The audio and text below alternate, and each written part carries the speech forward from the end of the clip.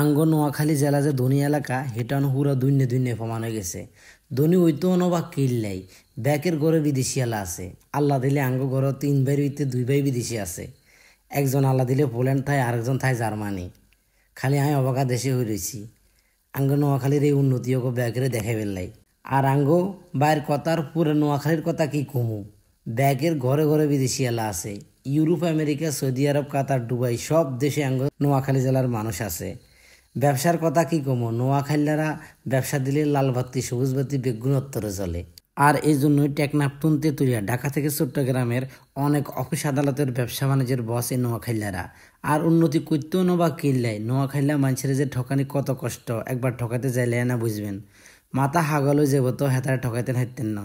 নোয়াখালীরা মানুষের লগে থাকলে অন্য জেলার মানুষও চালাক হয়ে যায়। তাই চালাক চতুর ওইতেন চাইলে নোয়াখালীরা মানুষের লগে থাকেন।